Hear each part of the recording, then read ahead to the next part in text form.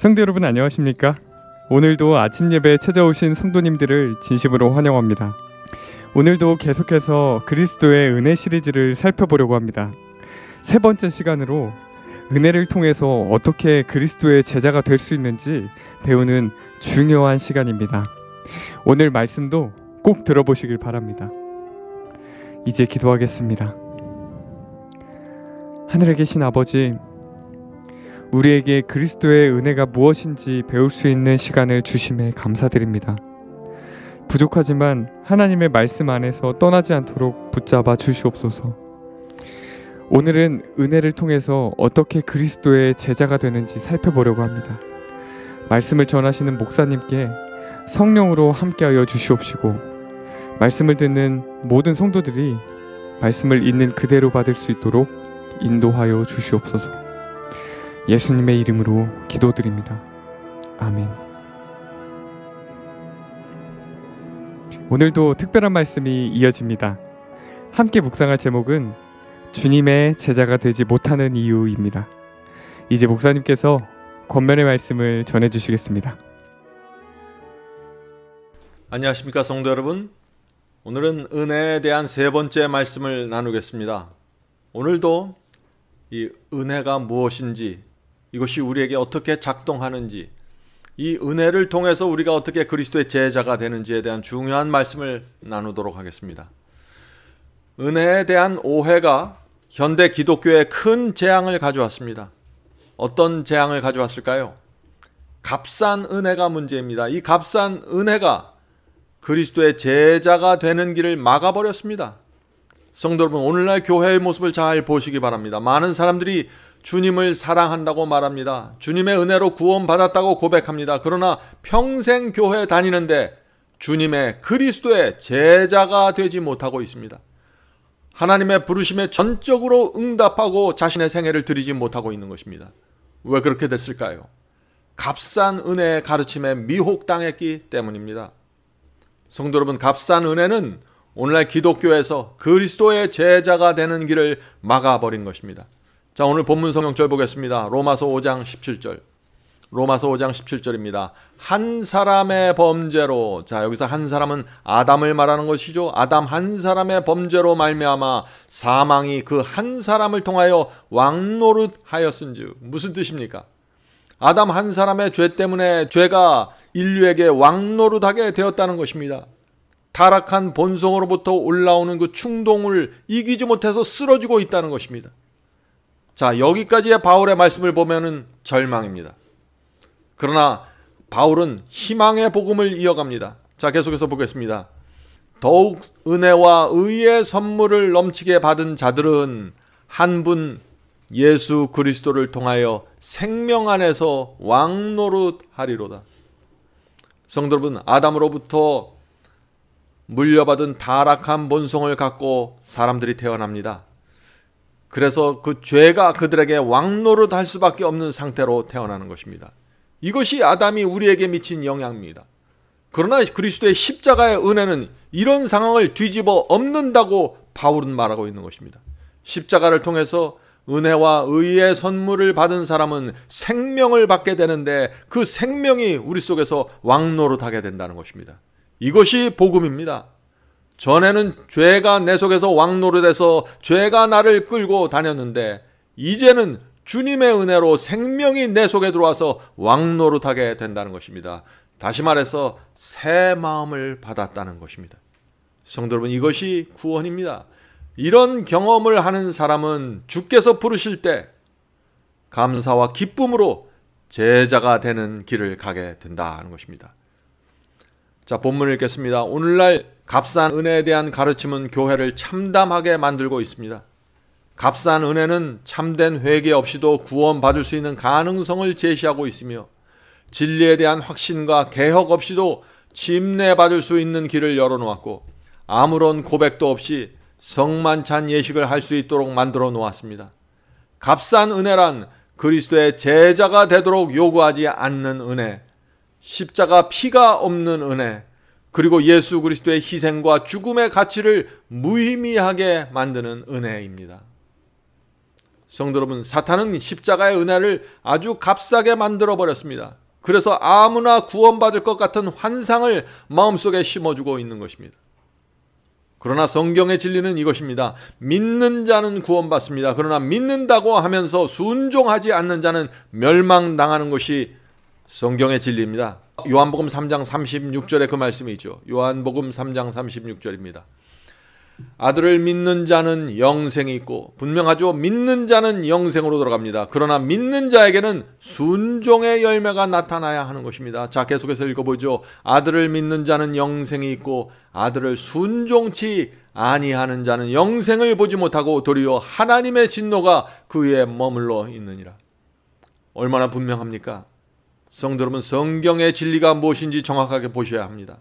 순종치 않은 자는 영생을 보지 못하고 도리어 하나님의 진노를 받게 된다고 지금 말하고 있는 것입니다. 히브리서 5장에도 똑같은 말씀이 있죠. 히브리서 5장 8절과 9절입니다. 그가 아들이시라도, 그가가 누구인가요? 예수님이죠. 그리스도께서 아들이시라도 받으신 고난으로 순종함을 배워서 온전하게 되었은즉 자기를 순종하는 모든 자에게 영원한 구원의 근원이 되시고, 이 말씀이 무슨 뜻입니까? 우리 주님께서도 고난을 통해서 순종을 배웠다고 했습니다. 그래서 순종하는 자에게 영원한 구원의 근원이 되셨다는 것입니다. 성도 여러분, 우리 주님께서도 고난을 통해서 순종을 배우셨는데 우리가 어떻게 순종하지 않고 감히 구원을 바라볼 수 있을까요? 그럴 수 없다는 것이죠. 히브리서 11장 31절 보겠습니다. 히브리서 11장 31절. 믿음으로 기생 라합은 정탐꾼을 평안히 영접하였으므로 순종치 아니한 자와 함께 멸망치 아니하였도다. 얼마나 분명합니까? 성경은 계속해서 말합니다. 순종하지 않는 자는 멸망당한다고 말이죠. 성도 여러분, 십자가의 피의 은혜를 바라보면은 우리 마음에 주님께 대한 온전한 믿음이 생깁니다. 주님을 신뢰하게 됩니다. 그런 믿음과 신뢰가 있는 사람은 주의 말씀에 순종하게 되는 것입니다. 이것은 너무나 당연한 것이죠. 성경은 바로 이 복음을 말하고 있는 것입니다. 계속해서 읽겠습니다. 값비싼 은혜는 무엇입니까? 그것은 밭에 감추인 보물과 같습니다. 그것을 발견한 사람은 집으로 돌아가 자신이 가진 모든 것을 팔아서 기쁨으로 사게 됩니다. 마태복음 13장 44절에 그 말씀이 있죠. 마태복음 13장 44절. 천국은 마치 밭에 감추어진 보화와 같으니 사람이 이를 발견하고 숨겨두고 기뻐하여 돌아가서 자기의 소유를 다 팔아 그 밭을 샀느니라. 은혜의 참된 가치를 깨닫는 그리스도인은 자신의 소유뿐 아니라 자기 자신마저 버리고 그리스도의 은혜를 받아들이게 됩니다. 성도 여러분, 이것이 진리입니다. 주님의 은혜는 값싼 은혜가 아니라 값비싼 은혜입니다. 값비싼 은혜가 무엇입니까? 밭에 감추인 보화라고 했습니다. 자, 어떤 사람이 남의 집 밭을 갈다가 감추어진 보물 상자를 찾았습니다. 그것은 엄청난 보물이었습니다. 그 보화를 발견한 사람이 어떻게 할까요? 빨리 집에 가서 기쁜 마음으로 집에 가서 가진 것 모두를 팔아서 밭을 사는 것입니다. 기쁨으로 감사로 보화를 사는 것입니다. 성도는 바로 이것이 은혜로 구원받는 사람의 경험입니다. 밭에 감추인 보물이 무엇입니까? 그리스도의 피의 은혜입니다. 주께서 나를 위해서 고귀한 피를 흘리셨기 때문에 내 모든 죄를 용서받을 수 있다는 이 보물과 같은 진리를 발견한 것입니다. 그 진리를 발견한 사람이 어떻게 반응했습니까? 모든 것을 바치는 것입니다. 나를 위해서 피를 흘리신 그 주님을 위해서 내 모든 것을 드리게 되는 것입니다. 이것이 구원받은 성도의 경험입니다. 기쁜 마음으로 돌아가서 모든 것을 다 팔았다고 했습니다. 주님을 따르는 제자가 되기 위해서 마음과 생애를 그래서 드리게 되는 것입니다. 이것이 값비싼 은혜의 복음입니다. 자, 계속해서 읽겠습니다. 값비싼 은혜란 무엇입니까? 그것은 값진 진주와 같은 것입니다. 값진 진주의 가치를 올바로 알아보는 그리스도인 역시 자기의 소유를 다 팔아 그것을 사게 될 것입니다. 마태복음 13장 45, 46절. 또 천국은 좋은 진주를 구하는 장사와 같으니 극히 값진 진주 하나를 만나매 가서 자기의 소유를 다 팔아 진주를 샀느니라. 성도 여러분, 계속해서 다 판다는 얘기가 나오죠. 예수님께 구원받는 경험을 어떻게 설명하는지 잘 보셔야 합니다. 도무지 값싼 은혜가 들어갈 틈이 없는 것입니다. 값비싼 은혜는 값진 진주와 같다고 했죠. 주께서 베푸신 피의 은혜가 무엇인지 아는 사람은 어떤 희생을 치르더라도 그 값진 진주와 같은 그 은혜를 산다는 것입니다. 그것은 억지로 사는 것이 아닙니다. 할 수 없이 사는 것이 아닙니다. 진주의 가치가 얼마나 고귀한지 알기 때문에 감사함으로 기쁨으로 그것을 산다는 것입니다. 이것이 은혜로 구원받는 경험입니다. 성도 여러분, 오늘 우리는 은혜로 구원받는 경험이 무엇인지, 그리스도께서 우리를 부르실 때 우리가 어떻게 응답해야 되는지 정확하게 좀 보게 되길 간절히 바랍니다. 본문 읽겠습니다. 값비싼 은혜란 무엇입니까? 만일 눈과 손이 그대를 넘어지게 만들면 그 눈을 뽑고 손을 찍어버리라는 그리스도의 명령이 값비싼 은혜입니다. 왜냐하면 영생을 잃는 것보다 이 세상을 장님이나 불구로 살아가는 것이 더 낫기 때문입니다. 마태복음 5장 29절 30절에 예수님의 말씀을 보죠. 만일 내 오른손이 너로 실족해 하거든 빼어내버리라. 내 백체 중 하나가 없어지고 온몸이 지옥에 던지우지 않는 것이 유익하며 또한 내 오른손이 너로 실족해 하거든 찍어내버리라. 내 백체 중 하나가 없어지고 온몸이 지옥에 던지우지 않는 것이 유익하니라. 성도 여러분, 우리가 읽은 바로 이 말씀이 오늘날 기독교회가 놓치고 있는 말씀입니다. 밭에서 감추인 보물을 발견하고 이 세상에서 가장 귀한 진주를 발견한 사람은 너무나 감사하고 기뻐서 주께서 가라고 명하신 좁은 길을 가는 것입니다. 좁은 길 가다 보면 실족하게 만드는 유혹과 죄를 만날 수 있죠. 그러나 그것을 단호히 거절하고 물리치면서 가라는 것입니다. 어떤 때는 세상을 버리고 욕심과 정욕의 죄를 물리치는 것이 눈을 뽑고 손을 찍어버리는 것처럼 고통스럽게 느껴질 때가 있는 것입니다. 그러나 그 어떤 것도 성도의 길을, 좁은 길을 막을 수 없습니다. 왜 그럴까요? 왜 막을 수 없을까요? 보물을 발견했기 때문입니다. 진주를 발견했기 때문입니다. 어떤 죄와 유혹도 그래서 내가 발견한 이 보물과 진주와 구원과 바꿀 수 없다는 것입니다. 성도 여러분, 이것이 그리스도인에게 승리가 가능한 이유입니다. 값으로 따질 수 없는 은혜를 받았기 때문에 사탄이 던지는 유혹과 죄를 물리칠 수 있게 되는 것입니다. 이것이 십자가의 그 피의 은혜에서 나오는 파워입니다. 자, 이어지는 말씀을 잘 들어보시기 바랍니다. 중요한 말씀입니다. 하나님의 은혜는 선물로 거저 주어지는 것이지만, 하나님의 은혜는 선물로 거저 주어진다는 것입니다. 그러나 우리는 타락한 세상에 살고 있기 때문에 그 은혜를 받기 위해서 값비싼 대가를 지불하게 됩니다. 값비싼 은혜란 무엇입니까? 그것은 베드로에게 그물을 놓고서 자신을 따르라고 명하신 그리스도의 부르심입니다. 값비싼 은혜는 우리로 하여금 그리스도를 따르라고 호소하는 부르심입니다. 한 번 따르고 멈추는 것이 아니라 계속해서 따라야 합니다. 은혜는 우리에게 값없이 주어지는 선물이지만 두드리고 도전해야만 열리는 문입니다. 은혜는 우리에게 그리스도께서 걸어가신 길을 따르라고 부르심을 포함하고 있기 때문에 값비싼 것입니다. 성도 여러분, 은혜가 무엇인지 보이십니까? 베드로가 그물을 놓고서 주님을 따랐을 때 그것은 희생처럼 보였습니다. 주님을 따르기 위해서 내 마음과 생애를 진리에 순종하기 위해서 바칠 때 그것은 큰 손해처럼 느껴지게 됩니다. 그러나 그것은 희생도 아니고 손해도 아닙니다. 그것은 은혜의 부르심입니다. 주께서 우리를 제자로 부르실 때 모든 사람은 큰 희생을 치르는 것처럼 느끼게 됩니다. 심각한 고민에 빠지게 됩니다. 저도 마찬가지였습니다. 제가 처음 주님을 영접하고 주께서 저를 부르실 때 저는 굉장히 많은 것을 잃어버리고 손해보아야 한다고 느꼈던 것입니다. 그래서 깊은 고민에 빠졌던 것입니다. 사람들이 왜 이런 고민을 하게 될까요? 왜냐하면 사탄이 이 세상을 그렇게 만들어 놓았기 때문입니다. 희생하고 헌신하지 않으면, 손해보지 않으면 주님을 따를 수 없게 이 세상을 만들어 놓았습니다. 사탄의 덫에서 아무도 아무런 손해보지 않고 아무런 희생하지 않고 빠져나올 수 없습니다. 누구도 주님께 가서 제자가 될 수 없습니다. 성도 여러분, 마음에 분명하게 새기셔야 합니다. 사탄이 지금 무엇을 하고 있는지, 이 세상이 어떻게 돌아가고 있는지, 여러분이 정말 주님을 따르는 제자가 되기 원하면 여러분이 가장 아끼는 무엇인가를 희생해야 할 것입니다. 가장 소중히 여기는 무엇인가를 손해 보아야 합니다. 포기해야만 합니다. 그래야만 주님께 가서 제자가 될 수 있는 것입니다. 주님께서는 나를 따르라고 부르십니다. 이 세상 누구도 그런데 여러분 대신에 희생하고 여러분 대신에 포기해 줄 수 없는 것입니다. 우리 각자가, 내가 결정해야 하는 것입니다.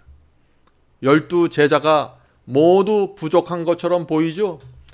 그러나 그들은 모두 주께서 나를 따르라고 부르셨을 때 희생으로 대가를 지불하면서 나섰던 사람들입니다. 어떤 제자는 그물을 팔았고 어떤 사람은 배를 팔고서 주님을 따랐습니다. 또 어떤 제자는 세리라는 돈 잘 버는 직업을 버렸습니다. 어떤 사람은 농사짓는 도구와 소를 팔았을지도 모르죠. 심지어 가룟 유다까지도 나사렛 예수를 따른다는 놀림과 조롱을 감수해야만 했던 것입니다.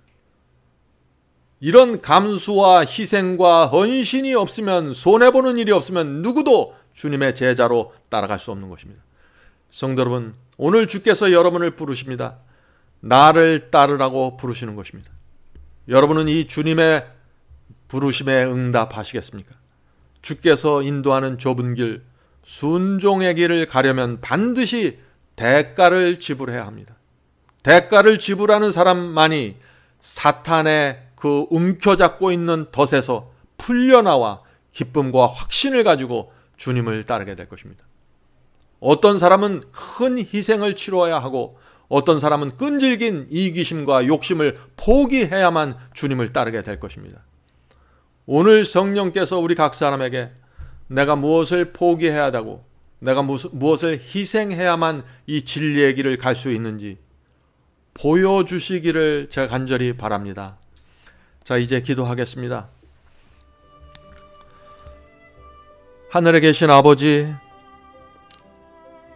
주님의 은혜는 너무나 큰데 사탄이 이 세상을 도무지 주님을 따라갈 수 없게 만들어 놓고 있습니다. 희생해야만 따라갈 수 있도록 만들어 놓았습니다. 대가를 지불해야만 주님을 따라갈 수 있도록 만들어 놓았습니다. 주여, 저희 마음속에 그리스도의 사랑과 희생과 성령의 호소를 주셔서 주님을 따라갈 수 있도록 도와주시옵소서.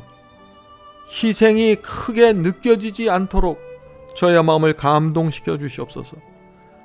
우리가 드리는 손해와 헌신이 주께서 베푸시는 은혜에 비하면 아무것도 아니라는 사실을 저희가 볼 수 있도록 도와주시옵소서. 저희에게 상 주기 위해서 기다리시는 하나님을 바라볼 수 있도록 도와주시옵소서. 이 세상에 살 때 우리가 포기하고 손해보고 희생하는 이런 모든 것들이 하늘에 가서 뒤돌아볼 때 아무것도 아니었다는 사실을 우리가 생각할 수 있도록 도와주시옵소서.